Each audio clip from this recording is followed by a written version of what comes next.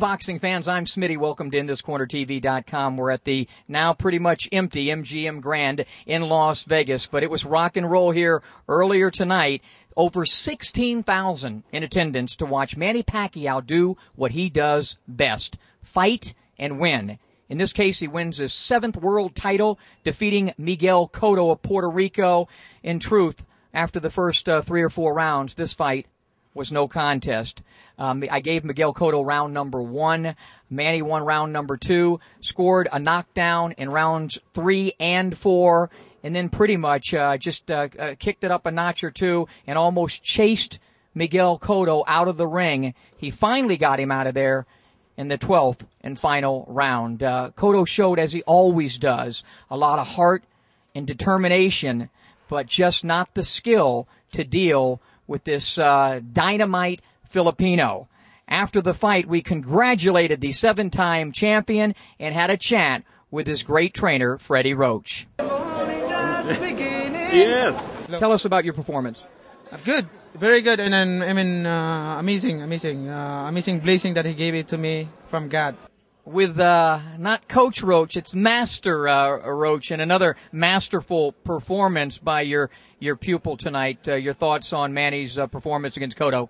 It was great. I mean, the first couple rounds didn't go quite the way we planned, but Manny had wanted to test his power and see how really strong he really was, and he laid in the ropes and kind of fought Cotto's fight a little bit.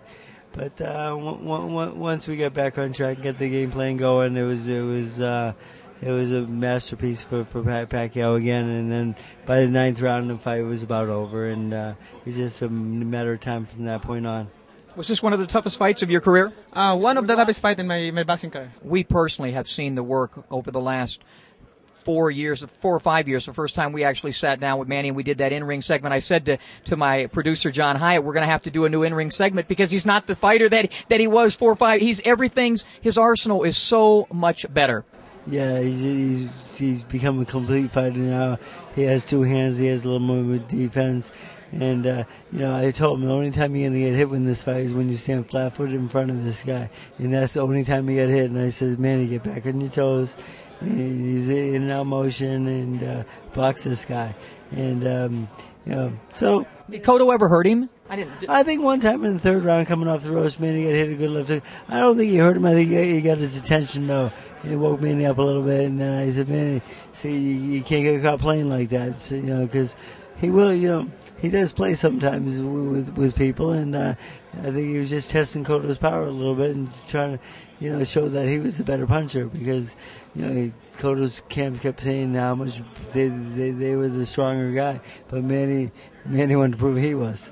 I mentioned tonight to somebody that Sugar Ray Leonard and some of the Tommy Hearns and certain guys that Arguello comes to mind, they were great. They got great and they stayed great. Manny seems to just keep improving. Now, is he at his peak right now? I think he's at his peak right now, but we're not really inventing the wheel or anything new. But the thing is, what we're doing is we're taking the game plan and holding the game plan and working it out for most of the fight. We get a little off track tonight because we wanted to see what Cotto's power was about. And wanted to prove that he was a stronger guy. But once he got back to the original game plan, it worked so well for him. And the thing is, he knows how to hold the game plan now. He's very mature, and he at one time he'd just go in there kind of recklessly, looking wildly at a knockout. I told him, don't give Cotto that opportunity because he might get lucky with that left hook, and don't let luck doesn't happen in boxing at this level. It's been a tough personal year for you with some things, the loss of a brother, a tough training camp in terms of, all the traveling in the Philippines and the tragedy that took place there. You need some time off, but unfortunately with all these guys, or fortunately with all the guys you're working with, you're not going to get it.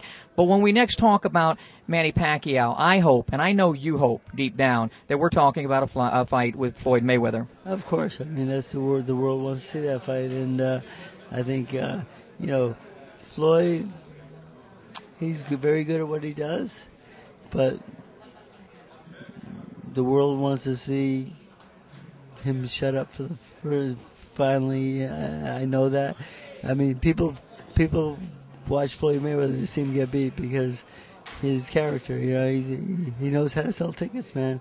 And Manny Pacquiao does sell tickets, so it'd be the biggest pay-per-view event of all time. And are you already, are the wheels turning about that fight? Are you already thinking about strategy on that one? I know how to fight him. Yes, I do. All right, listen, great performance by your pupil. Always a great performance in the corner and in training by you. Look forward to seeing you in the new year. Have a great holiday. Thank you very much. Appreciate it. But one of the great things about this fight is not only the result for Manny Pacquiao and all of the Philippines, but for the sport of boxing. What makes this sport so great are the fights that have to happen.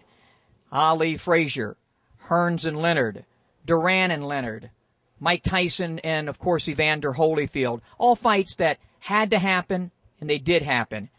Manny Pacquiao and Floyd Mayweather Jr. has to happen. It's simply the two best fighters on the planet. Floyd is unbeaten. Manny's on fire. It should be a 50-50 split, and we need to make this fight happen the next time we're talking about Floyd Mayweather Jr. or Manny Pacquiao. For InThisCornerTV.com, I'm Smitty.